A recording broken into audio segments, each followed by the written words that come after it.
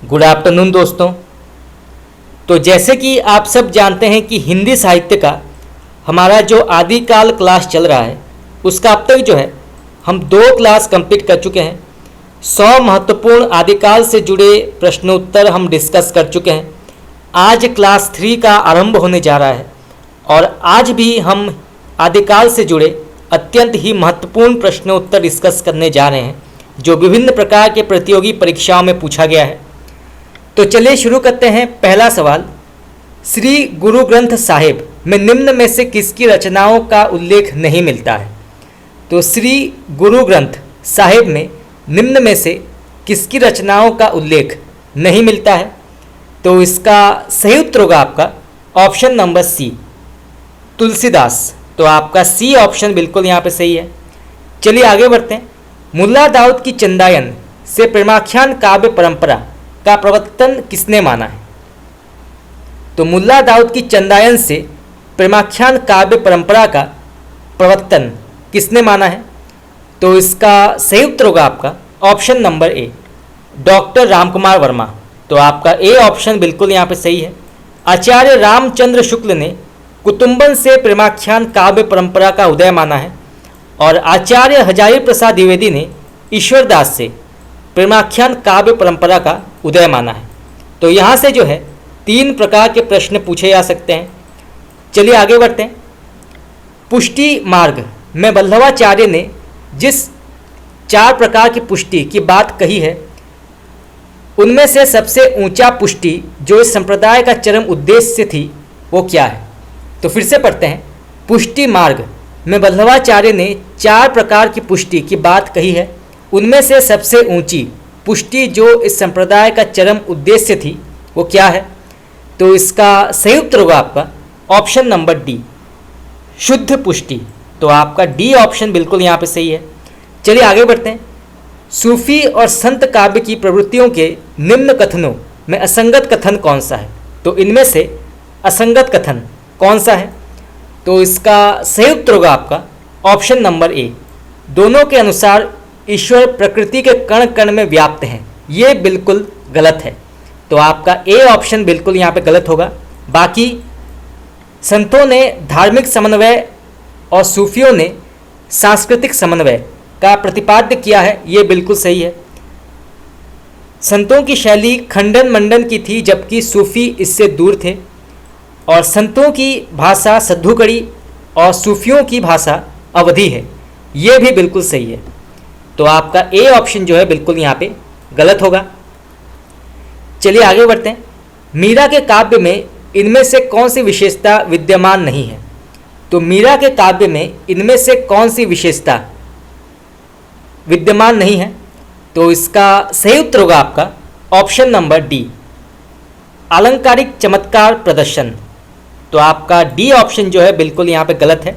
बाकी मार्मिक विरह वेदना ये बिल्कुल सही है, संगीतात्मकता ये भी बिल्कुल सही है और मुक्त काव्य का सरस सौंदर्य ये भी जो है मीरा के काव्य की बहुत ही महत्वपूर्ण विशेषता के अंतर्गत आती है।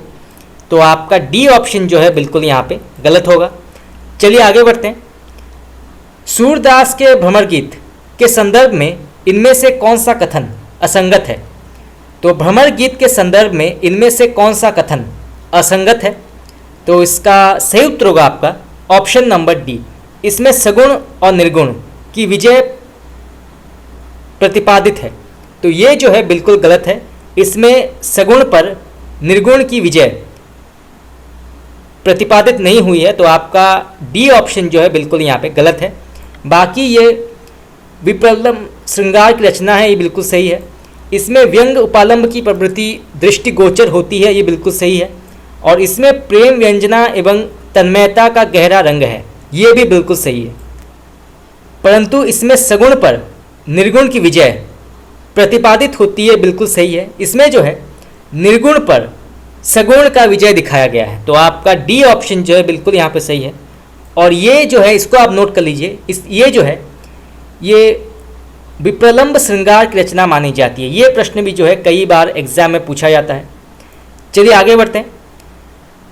वल्लभाचार्य ने पुष्टि मार्ग में नैमित्तिक कर्मों के कितने प्रकार बताए हैं?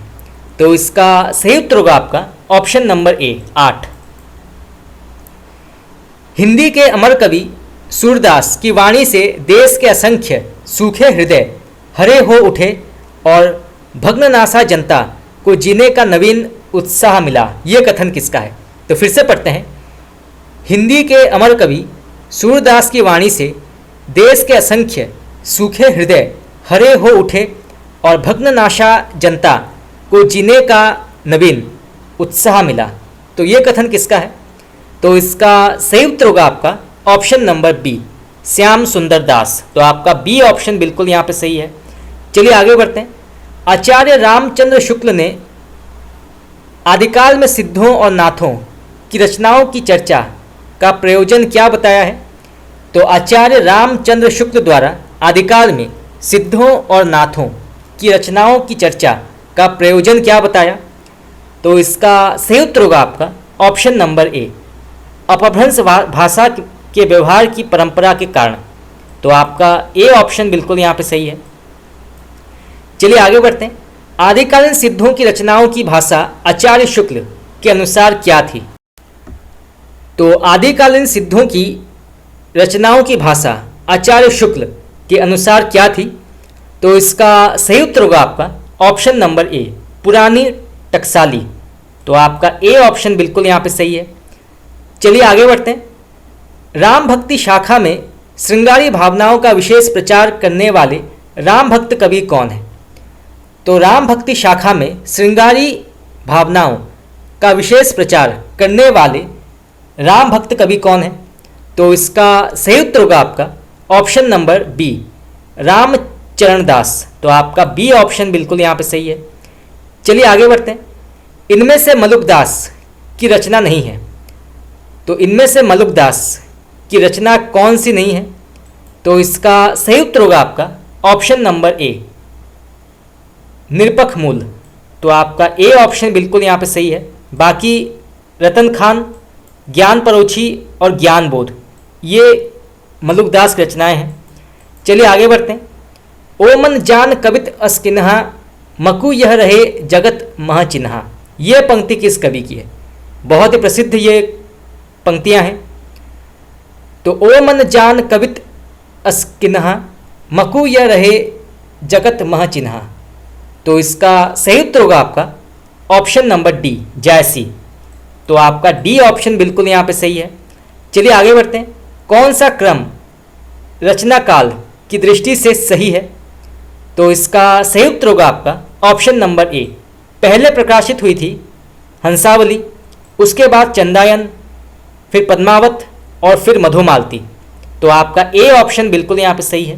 हंसावली के लेखक हैं असाइत। इसको आप नोट कर लीजिए, एग्जाम में ये पूछा जा सकता है कि हंसावली के लेखक कौन है। इसके बाद चंदायन, इसके लेखक हैं मुल्ला दाऊद। फिर पद्मावत के लेखक हैं जायसी और मधुमालती के लेखक हैं मंझन। तो आपका ए ऑप्शन बिल्कुल यहाँ पे सही है। चलिए आगे बढ़ते हैं। अष्टछाप की स्थापना किस वर्ष हुई थी? तो अष्टछाप की स्थापना किस वर्ष हुई थी? तो इसका सही उत्तर होगा आपका ऑप्शन नंबर सी 1565 1565। तो आपका सी ऑप्शन बिल्कुल यहाँ पे सही है। मोर पखा सर ऊपर राखी हो गूंज की माल गरे पहिरोंगी। ये पंक्ति किस कवि की है? तो मोर पखा सिर ऊपर राखी हो गूंज की माल गरे पहिरोंगी बहुत ही प्रसिद्ध पंक्ति है, कई बार एग्जाम में पूछा गया है। तो इसका सही उत्तर होगा आपका ऑप्शन नंबर सी रसखान। तो आपका सी ऑप्शन बिल्कुल यहाँ पे सही है। और रसखान का वास्तविक नाम है सैयद इब्राहिम। तो इसको आप नोट कर लीजिए, एग्जाम में कई बार पूछा गया है कि रसखान का वास्तविक नाम क्या है। तो इनका वास्तविक नाम है सैयद इब्राहिम। चलिए आगे बढ़ते हैं। जिस प्रकार रामचरित का गान करने वाले भक्त कवियों में गोस्वामी तुलसीदास जी का स्थान श्रेष्ठ है, उसी प्रकार कृष्णचरित गाने वाले भक्त कवियों में महात्मा सूरदास जी का वास्तव में ये हिंदी काव्य गगन के सूर्य और चंद्र है। ये कथन किसका है? बहुत ही प्रसिद्ध कथन है, आप इसको नोट कर सकते हैं। तो फिर से पढ़ते हैं। जिस प्रकार रामचरित का गान करने वाले भक्त कवियों में गोस्वामी तुलसीदास जी का स्थान श्रेष्ठ है, उसी प्रकार कृष्ण चरित गाने वाले भक्त कवियों में महात्मा सूरदास जी का वास्तव में ये हिंदी काव्य गगन के सूर्य और चंद्र है। तो ये प्रसिद्ध कथन किसने कहा है? तो इसका सही उत्तर होगा आपका ऑप्शन नंबर ए, आचार्य रामचंद्र शुक्ल। तो आपका ए ऑप्शन बिल्कुल यहाँ पे सही है। चलिए आगे बढ़ते हैं। कली कुटिल जीव विस्तार हित वाल्मीकि तुलसी भयो। तुलसी के संदर्भ में ये पंक्ति किसकी है? तो ये किसने कहा है? कली कुटिल जीव विस्तार हित वाल्मीकि तुलसी भयो। तो इसका सही उत्तर होगा आपका ऑप्शन नंबर ए, नाभादास। तो आपका ए ऑप्शन बिल्कुल यहाँ पे सही है। चलिए आगे बढ़ते हैं। किस विद्वान ने आचार्य केशवदास की रामचंद्रिका को छंदों का अजायब घर कहा है? तो आप इसको नोट कर सकते हैं। तो किस विद्वान ने आचार्य केशवदास की रामचंद्रिका को छंदों का अजायब घर कहा है? तो इसका सही उत्तर होगा आपका ऑप्शन नंबर सी, राम स्वरूप चतुर्वेदी। तो आपका सी ऑप्शन बिल्कुल यहाँ पे सही है, राम स्वरूप चतुर्वेदी। चलिए आगे बढ़ते हैं। कबीरदास ऐसे ही मिलन बिंदु पर खड़े थे जहाँ से एक और हिंदुत्व निकल जाता है तो दूसरी ओर मुसलमान तत्व। तो कबीर के संदर्भ में ये उक्ति किसकी है? तो फिर से पढ़ते हैं। कबीरदास ऐसे ही मिलन बिंदु पर खड़े थे जहाँ से एक और हिंदुत्व निकल जाता है तो दूसरी ओर मुसलमान तत्व। तो कबीर के संदर्भ में ये उक्ति किसकी है? तो इसका सही उत्तर होगा आपका ऑप्शन नंबर डी, आचार्य हजारी प्रसाद द्विवेदी। तो आपका डी ऑप्शन बिल्कुल यहाँ पे सही है। चलिए आगे बढ़ते हैं। आचार्य रामचंद्र शुक्ल के अनुसार राम भक्ति में रसिक संप्रदाय के प्रवर्तक कौन है? तो आचार्य रामचंद्र शुक्ल के अनुसार राम भक्ति में रसिक संप्रदाय के प्रवर्तक कौन है? तो इसका सही उत्तर होगा आपका ऑप्शन नंबर बी। चलिए आगे बढ़ते हैं। सीतायन के रचयिता कौन है? तो सीतायन के रचयिता कौन है? तो इसका सही उत्तर होगा आपका option number C, Rampriya Sharandas. तो आपका सी ऑप्शन बिल्कुल यहाँ पे सही है, रामप्रिया शरणदास। चलिए आगे बढ़ते हैं। ज्योतिष संबंधी रचना खेल कौतुकम किसकी रचना है? तो ज्योतिष संबंधी रचना खेल कौतुकम किसकी रचना है? तो इसका सही उत्तर होगा आपका ऑप्शन नंबर डी, रहीम। तो आपका डी ऑप्शन बिल्कुल यहाँ पे सही है। चलिए आगे बढ़ते हैं। आलवर भक्तों के पदों का संकलन किसमें मिलता है? तो आलवर भक्तों के पदों का संकलन किसमें है? तो इसका सही उत्तर होगा आपका option number A, Divya Prabandham. तो आपका ए ऑप्शन बिल्कुल यहाँ पे सही है। चलिए आगे बढ़ते हैं। सिद्धांत पंचमात्रा ग्रंथ के रचयिता कौन है? तो सिद्धांत पंचमात्रा ग्रंथ के रचयिता कौन है? तो इसका सही उत्तर होगा आपका ऑप्शन नंबर डी, राघवानंद। तो आपका डी ऑप्शन बिल्कुल यहाँ पे सही है। चलिए आगे बढ़ते हैं। निम्न में से कौन सा संत कवि श्रृंगार रस का घोर विरोधी था? यह प्रश्न भी कई बार एग्जाम में पूछा गया है। तो इनमें से कौन सा संत कवि जो है श्रृंगार रस का घोर विरोधी था? तो इसका सही उत्तर होगा आपका ऑप्शन नंबर डी, सुंदरदास। तो आपका डी ऑप्शन बिल्कुल यहाँ पे सही है। यहाँ से जो है यह भी प्रश्न पूछा जा सकता है कि संत कवियों में सबसे अधिक शिक्षित कवि कौन थे? तो वो थे सुंदरदास। तो यहाँ से जो है दो प्रकार के प्रश्न पूछे जा सकते हैं। चलिए आगे बढ़ते हैं। गहना एक कनक ते गहन इन मुह भाव न दूजा। इस पंक्ति में कबीर किस दर्शन का प्रतिपादन करते हैं? तो गहना एक कनक ते गहन इन मुह भाव न दूजा। तो इस पंक्ति में कबीर ने किस दर्शन का प्रतिपादन किया है? तो इसका सही उत्तर होगा आपका ऑप्शन नंबर डी, वेदांत। तो आपका डी ऑप्शन बिल्कुल यहाँ पे सही है, वेदांत। अपना मस्तक काटी के वीर हुआ कबीर पंक्ति के रचनाकार कौन है? ये भी बहुत ही प्रसिद्ध पंक्ति है, नेट में कई बार पूछा गया है, टीजीटी और पीजीटी में भी पूछा गया है। तो आप इसको नोट कर सकते हैं। तो अपना मस्तक काटी के वीर हुआ कबीर, इसके लेखक कौन है? तो इसका सही उत्तर होगा आपका ऑप्शन नंबर ए, दादू दयाल। तो आपका ए ऑप्शन बिल्कुल यहाँ पे सही है। निम्न संत कवियों का कालक्रमानुसार सही विकल्प का चयन कीजिए। तो सबसे पहले कौन आए थे, उसके बाद कौन आए थे, ये जानना आवश्यक है। तो इसका सही उत्तर होगा आपका ऑप्शन नंबर ए। पहले आते हैं रैदास, फिर दादू दयाल, फिर मलुकदास और फिर धर्मदास। तो आपका ए ऑप्शन बिल्कुल यहाँ पे सही है। पहले आते हैं रैदास, फिर दादू दयाल, फिर मलुकदास और फिर धर्मदास। चलिए आगे बढ़ते हैं। लोटा तुलसीदास को लाख टका को मोल, ये पंक्ति किसकी है? तो लोटा तुलसीदास को लाख टका को मोल, इसके लेखक कौन है? तो इसका सही उत्तर होगा आपका ऑप्शन नंबर बी, होल राय। तो आपका बी ऑप्शन बिल्कुल यहाँ पे सही है। चलिए आगे बढ़ते हैं। चित्रावली के रचनाकार उस्मान ने इस ग्रंथ की रचना का उद्देश्य क्या बताया है? तो चित्रावली के लेखक उस्मान ने इस ग्रंथ की रचना का उद्देश्य क्या बताया है?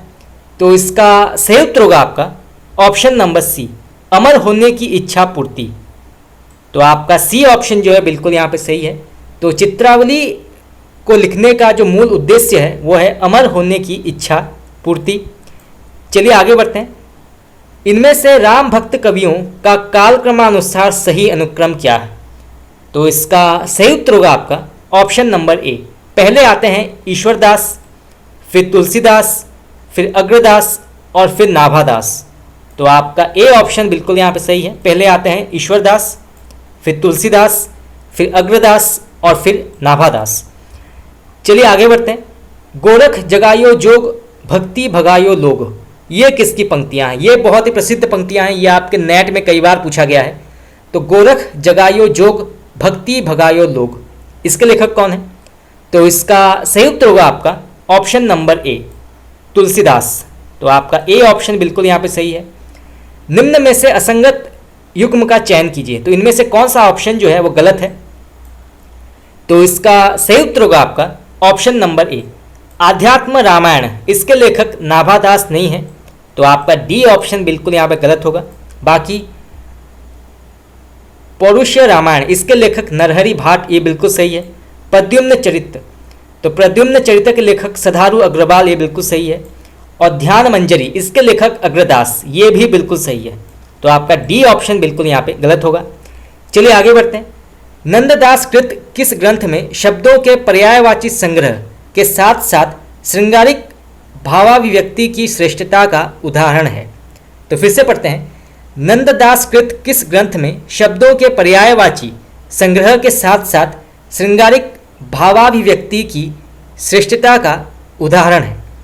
तो इसका सही उत्तर होगा आपका ऑप्शन नंबर डी, मान मंजरी। तो आपका डी ऑप्शन बिल्कुल यहाँ पे सही है। चलिए आगे बढ़ते हैं। जब से प्रीत श्याम ते किन्हीं ता दिन ते मेरे इन नैननी ने कहूँ नींद न लीनी, ये किसने लिखा है? तो इसका सही उत्तर होगा आपका ऑप्शन नंबर ए, परमानंद दास। चलिए आगे बढ़ते हैं। स्वस्ति श्री तुलसी कुलभूषण दूषण हरन गोसाई, 12 बार प्रणाम करहूँ अब हरहूँ शोक समुदाय। तो इस पंक्ति के लेखक कौन है? तो इसका सही उत्तर होगा आपका ऑप्शन नंबर डी, मीराबाई। तो आपका डी ऑप्शन बिल्कुल यहाँ पे सही है। चलिए आगे बढ़ते हैं। निम्न में से असंगत जोड़े का चयन कीजिए। तो इनमें से कौन सा ऑप्शन जो है वो गलत है? तो इसका सही उत्तर होगा आपका ऑप्शन नंबर सी, केली माधुरी के लेखक रसखान नहीं है। तो आपका डी ऑप्शन जो है बिल्कुल यहाँ पे गलत होगा। बाकी श्याम सगाई के लेखक नंददास, ये बिल्कुल सही है। सुख मंजरी लीला, इसके लेखक अग्रदास, ये बिल्कुल सही है। और राग रत्नाकर, इसके लेखक कुंभन दास, ये भी बिल्कुल सही है। चलिए आगे बढ़ते हैं। निम्न में से कौन सी कृति और कृतिकार का युग्म असुमिलित है? कौन सा जो है गलत है? तो इसका सही उत्तर होगा आपका ऑप्शन नंबर डी, छिताई वार्ता, इसके लेखक नारायण दास हैं, न कि जान कवि। तो आपका डी ऑप्शन जो है बिल्कुल यहाँ पे गलत है। बाकी हंस जवाहिर, इसके लेखक कासिम शाह, ये बिल्कुल सही है। अनुराग बांसुरी, इसके लेखक नूर मोहम्मद, ये बिल्कुल सही है। चित्ररेखा, इसके लेखक जायसी, ये भी बिल्कुल सही है। परंतु आपका डी ऑप्शन जो है इसके लेखक नारायण दास हैं। चलिए आगे बढ़ते हैं। किस संत कवि की रचनाएं निर्गुण और सगुण दोनों उपासनाओं से संबंधित है? ये प्रश्न कई बार पूछा गया है, तो आप इसको नोट कर सकते हैं। तो किस संत कवि की रचनाएं निर्गुण और सगुण दोनों उपासनाओं से संबंधित है? तो इसका सही उत्तर होगा आपका ऑप्शन नंबर ए, नामदेव। तो आपका ए ऑप्शन बिल्कुल यहाँ पे सही है। चलिए आगे बढ़ते हैं। मोह मन गिरिधर छवि पे अटकयो, ललित त्रिभंग चाल पे, चाली के चिबुक चारु गाड़ी टरक्यो। इसके लेखक कौन है? इस पंक्ति के लेखक कौन है? तो इसका सही उत्तर होगा आपका ऑप्शन नंबर ए, कृष्णदास। तो आपका ए ऑप्शन बिल्कुल यहाँ पे सही है। चलिए आगे बढ़ते हैं। इन मुसलमान हरिजन पे कोटिन हिंदू वारिये, भातेंदु हरिश्चंद्र ने ये किसके लिए कहा है? बहुत ही प्रसिद्ध ये पंक्तियां हैं, ये कथन है, कई बार एग्जाम में पूछा गया है। तो इन मुसलमान हरिजन पे कोटिन हिंदू वारिये, ये किसके लिए कहा गया है? तो इसका सही उत्तर होगा आपका ऑप्शन नंबर बी, रसखान। तो आपका बी ऑप्शन बिल्कुल यहाँ पे सही है। इनका वास्तविक नाम है सैयद इब्राहिम।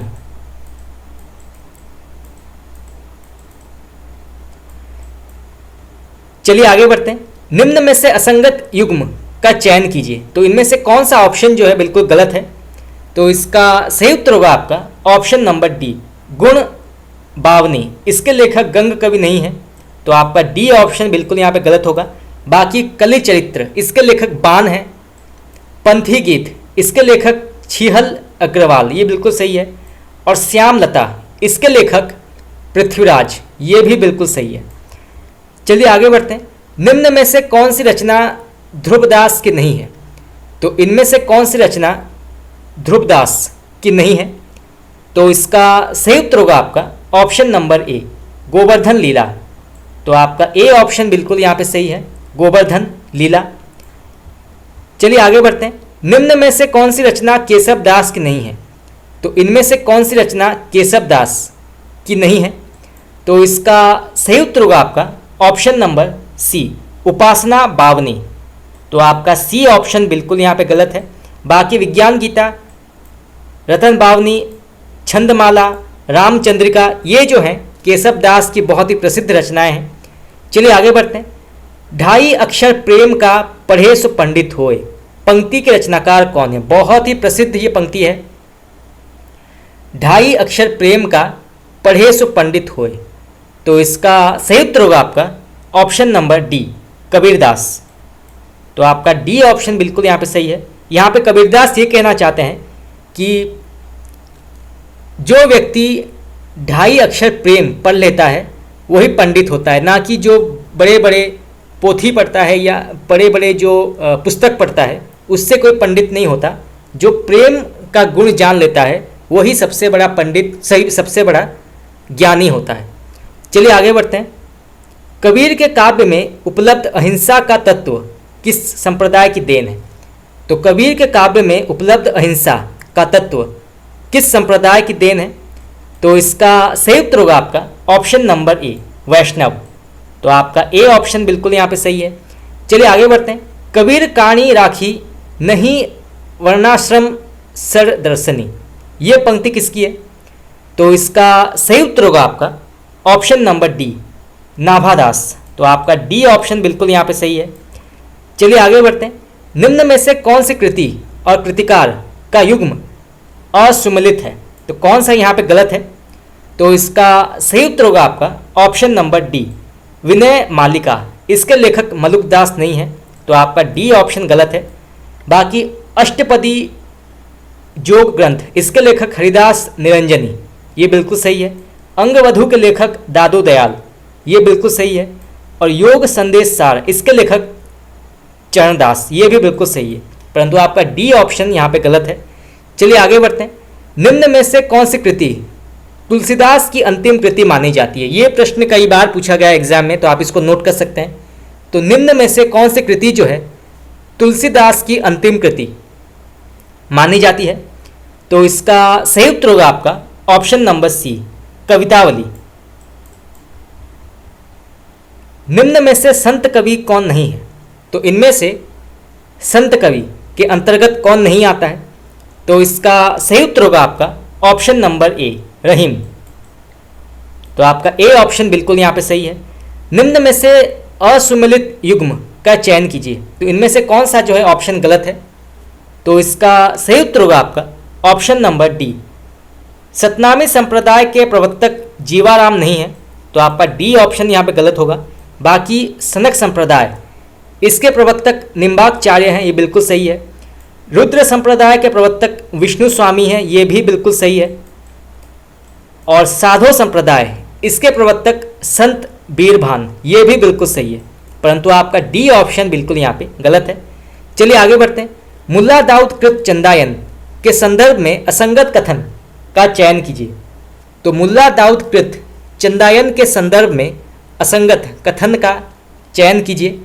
तो इसका सही उत्तर होगा आपका ऑप्शन नंबर डी। इसकी रचना प्राकृत अपभ्रंश में प्रचलित कड़वक शैली में हुई है, जिसमें 7 अर्धालियों के बाद एक दोहा होता है। ये बिल्कुल गलत है। तो आपका सी ऑप्शन बिल्कुल यहाँ पे गलत होगा। बाकी इसे माता प्रसाद गुप्त ने लोर कथा नाम दिया था, ये बिल्कुल सही है। डॉक्टर रामकुमार वर्मा ने इसे प्रथम सूफी प्रेमाख्यान काव्य माना है, ये भी बिल्कुल सही है। और ये अवधि का प्रथम प्रबंध काव्य है, ये भी बिल्कुल सही है। परंतु आपका सी ऑप्शन गलत है। चलिए आगे बढ़ते हैं। तुलसीकृत कवितावली के संदर्भ में निम्न कथनों पर विचार कीजिए। तो कौन सा कथन जो है यहाँ पे असंगत है या गलत है? तो इसका सही उत्तर होगा आपका ऑप्शन नंबर 3। यह 5 कांडों में विभक्त है, ये बिल्कुल गलत है। बाकी इसकी रचना कवित सवैया शैली में हुई है, ये बिल्कुल सही है। ये एक मुक्तक काव्य ग्रंथ है, ये बिल्कुल सही है। और ये तुलसी की अंतिम कृति मानी जाती है, ये भी बिल्कुल सही है। परंतु आपका 3 ऑप्शन जो है गलत है। चलिए आगे बढ़ते हैं। आचार्य रामचंद्र शुक्ल के अनुसार प्रेम गाथा परंपरा किस सूफी काव्यकार से समाप्त समझी जानी चाहिए?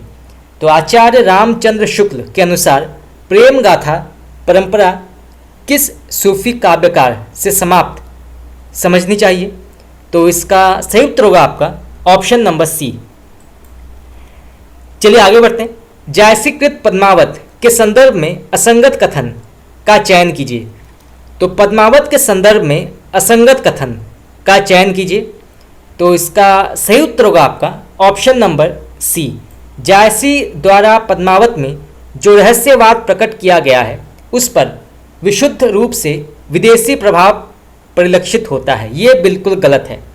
तो आपका डी ऑप्शन, सी ऑप्शन बिल्कुल यहाँ पे गलत होगा। बाकी इसमें सिंहल द्वीप के राजा गंधर्व सेन की कन्या पद्मावती और चित्तौड़गढ़ के राजा रतन सिंह की प्रेम कथा है, ये बिल्कुल सही है। इसमें लौकिक प्रेम के आधार पर आध्यात्मिक प्रेम की व्यंजना की गई है, ये भी बिल्कुल सही है। और पद्मावत में संयोग श्रृंगार का वर्णन मान सरोदक खंड में देखा जा सकता है, ये भी बिल्कुल सही है। चलिए आगे बढ़ते हैं। विद्यापति किस धर्म का पालन करते थे? तो कवि विद्यापति किस धर्म का पालन करते थे?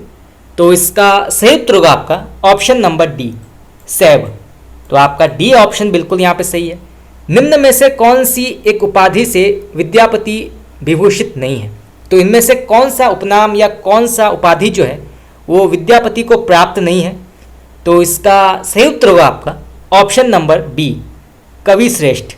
ये उपाधि इन्हें प्राप्त नहीं है, तो आपका बी ऑप्शन बिल्कुल यहाँ पे गलत है। बाकी कवि शेखर, कविवर, कविरत्न, मैथिल कोकिल, ये जो हैं विद्यापति की उपाधि मानी जाती है। चलिए आगे बढ़ते हैं। मीराबाई के संदर्भ में असंगत कथन का चयन कीजिए। तो मीराबाई के संदर्भ में असंगत कथन क्या है? तो इसका सही उत्तर होगा आपका ऑप्शन नंबर डी। मीराबाई का प्रेम निवेदन और विरह, व्याकुलता, अभिमानाश्रित और अध्यंतरित है, ये बिल्कुल गलत है। तो आपका डी ऑप्शन बिल्कुल यहाँ पे गलत होगा। बाकी इनके पदों में रैदास का गुरु के रूप में वर्णन किया गया है, ये बिल्कुल सही है। इन्होंने सगुणोपासक जीव गोस्वामी से दीक्षा ली है, ये भी बिल्कुल सही है। और इन्होंने माधुर्य भाव से अपनी भक्ति भावना का स्वरूप निर्धारित किया है, ये भी बिल्कुल सही है। परंतु आपका डी ऑप्शन यहाँ पे गलत है। चलिए आगे बढ़ते हैं। निम्न में से बेमेल कवि का चयन कीजिए। तो इनमें से कौन सा जो है वो बाकी तीनों से अलग है या भिन्न है? तो इसका सही उत्तर होगा आपका ऑप्शन नंबर बी, परमानंद दास। ये जो हैं चित्त स्वामी, गोविंद स्वामी और चतुर्भुज दास के श्रेणी में नहीं आते हैं। ये जो हैं अष्टछाप के अंतर्गत आते हैं, 1, 3 और 4। चलिए आगे बढ़ते हैं। संत रविदास के संदर्भ में असंगत कथन का चयन कीजिए। तो रविदास के संदर्भ में असंगत कथन कौन सा है? तो इसका सही उत्तर होगा आपका ऑप्शन नंबर डी, इनके काव्य की भाषा विशुद्ध अवधी भाषा है। तो आपका डी ऑप्शन बिल्कुल यहाँ पे गलत है। बाकी इन्होंने परमात्मा को कृष्ण, राम, गोविंद आदि नामों से स्मरण किया है, ये बिल्कुल सही है। इनके पद विभिन्न राग रागिनियों में बंधे हुए हैं, ये बिल्कुल सही है। और इन्होंने भक्ति के क्षेत्र में अष्टांग साधना को अपनाया है, ये भी बिल्कुल सही है। परंतु आपका डी ऑप्शन यहाँ पे गलत है। चलिए आगे बढ़ते हैं।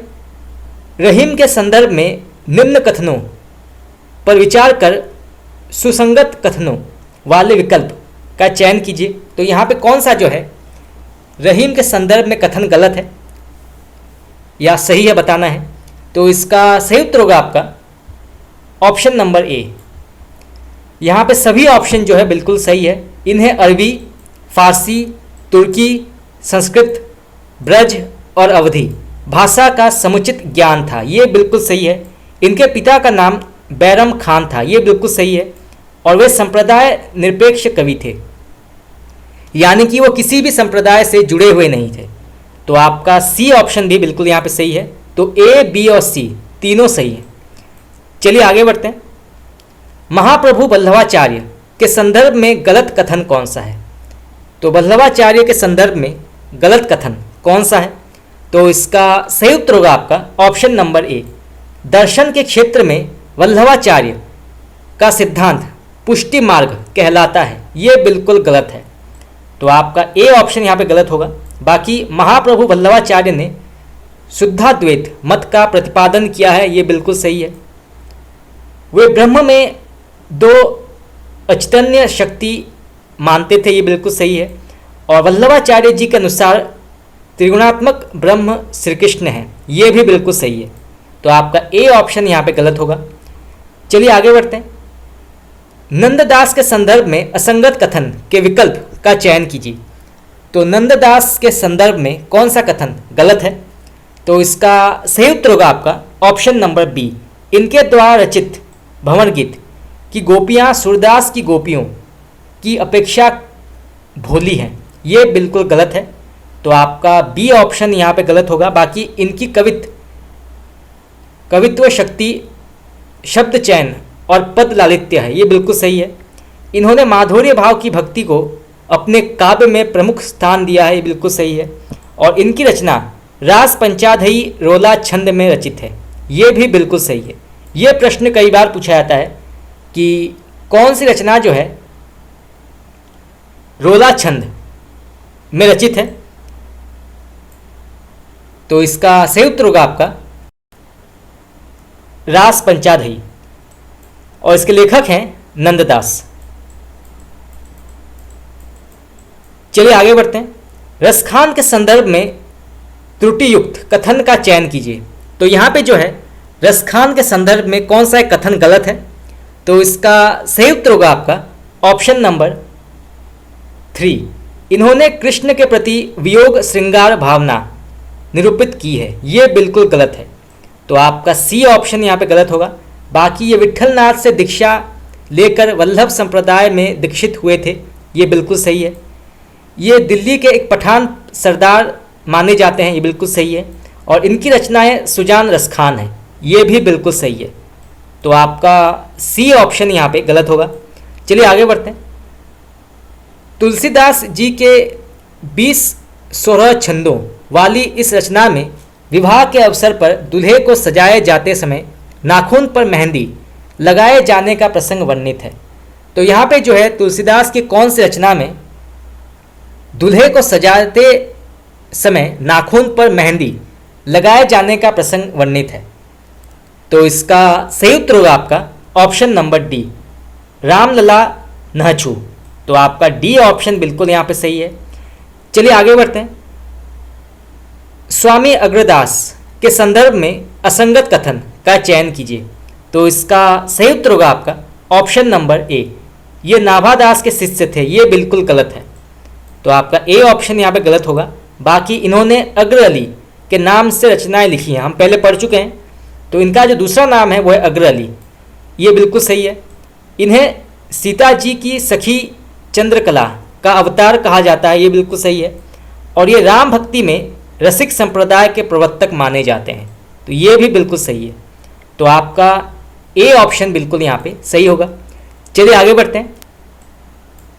दादू दयाल के संदर्भ में दिए गए निम्न कथनों पर विचार कीजिए। तो इसका सही उत्तर होगा आपका ऑप्शन नंबर बी और डी दोनों सही है। आमेर में इन्होंने अकबर से भेंट की थी, ये बिल्कुल सही है। और इन्होंने सांभर में ब्रह्म संप्रदाय की स्थापना की, जो बाद में दादू पंथ के नाम से जाना जाता है, ये भी बिल्कुल सही है। तो आपका बी और डी सही है, परंतु इन्होंने मूर्ति पूजा द्वारा भक्ति पर बल दिया, ये बिल्कुल गलत है। और इनका जन्म सांभर में हुआ था, ये भी बिल्कुल गलत है। चलिए आगे बढ़ते हैं। भक्ति रसामृत सिंधु नामक ग्रंथ के संस्थापकों में कौन सम्मिलित नहीं है? तो भक्ति रसामृत सिंधु नामक ग्रंथ में संस्थापकों में कौन सम्मिलित नहीं है? तो इसका सही उत्तर होगा आपका option number D, Chaitanya Mahaprabhu. बाकी रूप गोस्वामी, सनातन गोस्वामी और जीव गोस्वामी, ये सही उत्तर है। चलिए आगे बढ़ते हैं। नानक देव के संदर्भ में असंगत कथन का चयन कीजिए। तो इसका सही उत्तर होगा आपका ऑप्शन नंबर ए, इनके पुत्र लक्ष्मीचंद ने उदासी संप्रदाय का प्रवर्तन किया है, ये बिल्कुल गलत है। नानक देव के पुत्र श्रीचंद, ठीक याद रखिएगा, श्रीचंद, इन्होंने उदासी संप्रदाय का प्रवर्तन किया है। तो आपका ए ऑप्शन यहाँ पे गलत होगा। बाकी इनके काव्य में निर्गुण ब्रह्म के प्रति उच्च कोटि की भक्ति भावना विद्यमान है, ये बिल्कुल सही है। जपूजी नामक दर्शन का सार तत्व है, ये बिल्कुल सही है। तो जपूजी नानक का दर्शन का सार तत्व माना जाता है। और असादिवार, रहिरास तथा सोहिला इनकी प्रसिद्ध रचनाएं हैं, ये भी बिल्कुल सही है। तो नानक देव के संदर्भ में आपका ए ऑप्शन बिल्कुल गलत है। चलिए आगे बढ़ते हैं। स्वामी रामानंद के संदर्भ में निम्न कथनों पर विचार कर सुसंगत कथनों वाले विकल्प का चयन कीजिए। तो कौन सा ऑप्शन जो है यहाँ पे सही है? तो इसका सही उत्तर होगा आपका ऑप्शन नंबर 3। तो आपका ए, बी और डी ये सही है, आपका सी गलत है। इनके गुरु का नाम राघवानंद है, ये बिल्कुल सही है। वैष्णव मताब्द भास्कर और श्री रामानुज पद्धति इनके ग्रंथ हैं, ये बिल्कुल सही है। इनके अनुसार मुक्ति का साधन एक ही परम पदार्थ भक्ति है, ये भी बिल्कुल सही है। परंतु इन्होंने अपना दार्शनिक सिद्धांत रामानुज संप्रदाय से अलग रखा, ये बिल्कुल गलत है।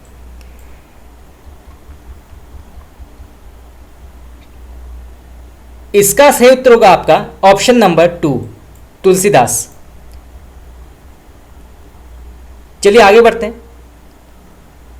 नवकवि शेखर उपाधि से विभूषित विद्यापति के संदर्भ में असंगत कथन का चयन कीजिए। तो विद्यापति के संदर्भ में कौन सा कथन जो है वो असंगत है या गलत है? तो इसका सही उत्तर होगा आपका ऑप्शन नंबर बी, बाबू ब्रजनंदन सहाय और डॉक्टर श्याम सुंदर दास इन्हें परम शैव भक्त स्वीकार करते हैं, ये बिल्कुल गलत है। तो आपका बी ऑप्शन यहाँ पे गलत होगा। बाकी महाप्रभु चैतन्य देव इनके पदों को गाते गाते भाव विभोर होकर मूर्छित हो जाते हैं, ये बिल्कुल सही है। आचार्य रामचंद्र शुक्ल, रामकुमार वर्मा और हरिप्रसाद शास्त्री इन्हें शुद्ध श्रृंगारी कवि मानते हैं, ये बिल्कुल सही है। और इन्हें तिरहुत के राज दरबार में अपार सम्मान प्राप्त हुआ, ये भी बिल्कुल सही है। चलिए आगे बढ़ते हैं। चैतन्य महाप्रभु के संदर्भ में त्रुटिपूर्ण कथन का चयन कीजिए। तो इनमें से कौन सा कथन जो है वो गलत है? तो इसका सही उत्तर होगा आपका ऑप्शन नंबर बी, इनकी भक्ति का पथ त्याग और वैराग्य का हठयोगी मार्ग था, ये बिल्कुल गलत है। तो इनकी भक्ति का पथ त्याग और वैराग्य का हठयोगी मार्ग था, ये बिल्कुल गलत है। तो आपका बी ऑप्शन यहाँ पे गलत होगा। बाकी इन्हें गौरांग महाप्रभु भी कहा जाता है, ये बिल्कुल सही है। इनका दार्शनिक सिद्धांत अचैतन्य भेदाभेद कहा जाता है, ये बिल्कुल सही है। और इन्होंने गौड़ीय संप्रदाय का प्रवर्तन किया था, ये भी बिल्कुल सही है। तो आपका बी ऑप्शन बिल्कुल यहाँ पे गलत होगा। चलिए आगे बढ़ते हैं। सूरदास के संदर्भ में त्रुटि युक्त कथन का चयन कीजिए। तो इसका सही उत्तर होगा आपका ऑप्शन नंबर ए, वल्लभाचार्य के संपर्क में आने से पूर्व इनके पद सख्य वात्सल्य और माधुर्य भाव के थे, ये बिल्कुल गलत है। वल्लभाचार्य के संपर्क में आने से पूर्व इनके पद जो थे वो दास्य भाव के अंतर्गत आते थे। फिर बाद में जो है इन्होंने साख्य वात्सल्य और माधुर्य भाव से रचनाएं लिखी। तो आपका ए ऑप्शन बिल्कुल यहाँ पे गलत है। बाकी स्वामी विट्ठलनाथ ने इन्हें पुष्टि मार्ग का जहाज कहा है, बिल्कुल सही है। कई बार जो है प्रश्न पूछा जाता है कि पुष्टि मार्ग का जहाज किसे कहा जाता है, तो वो है सूरदास, और किसने कहा है, तो वो है स्वामी विट्ठलनाथ। इनकी सूरसागर की रचना भागवत की पद्धति पर 12 स्कंदों में हुई है, बिल्कुल सही है। और इनकी साहित्य लहरी में अर्थ गोपन शैली में राधा कृष्ण की लीलाओं का वर्णन है, ये भी बिल्कुल सही है। तो आपका ए ऑप्शन यहाँ पे गलत है। बाकी बी, सी और डी 2, 3 और 4 बिल्कुल सही है। ये प्रश्न कई बार पूछा जाता है कि कौन सी रचना जो है ये श्रीमद् भागवत की पद्धति पर 12 स्कंदों में हुई है, तो वो है सूरसागर। चलिए आगे बढ़ते हैं। हित हरिवंश जी के संदर्भ में असत्य कथन का चयन कीजिए। तो इसका सही उत्तर होगा आपका ऑप्शन नंबर सी, इनका यमुनाष्टक ब्रज भाषा का प्रसिद्ध ग्रंथ है, ये बिल्कुल गलत है। बाकी इनके गुरु के रूप में श्री राधा जी को स्वीकार किया गया है, ये बिल्कुल सही है। इनके 2 हिंदी ग्रंथ हित 84 और स्फुट वाणी है, ये बिल्कुल सही है। और इनके काव्य पर जयदेव और विद्यापति दोनों की पदावली का प्रभाव है, ये भी बिल्कुल सही है। चलिए आगे बढ़ते हैं। बड़ो अभाग्य अनन्य सभा को उठी गयो ठाठ श्रृंगार, श्री हरिराम व्यास की ये पंक्तियाँ किनकी मृत्यु पर कही गई है। तो इसका सही उत्तर होगा आपका ऑप्शन नंबर बी, हित हरिवंश। तो आपका बी ऑप्शन बिल्कुल यहाँ पे सही है। चलिए आगे बढ़ते हैं। ध्रुवदास के संदर्भ में निम्न कथनों में से असत्य कथन कौन सा है। तो इसका सही उत्तर होगा आपका ऑप्शन नंबर डी, इनकी हित श्रृंगार लीला में दोहा चौपाई शैली का प्रयोग हुआ है, ये बिल्कुल गलत है। बाकी मिश्र बंधु विनोद में इनके ग्रंथों की संख्या 42 से अतिरिक्त बानी नामक स्वतंत्र ग्रंथ का उल्लेख है, ये बिल्कुल सही है।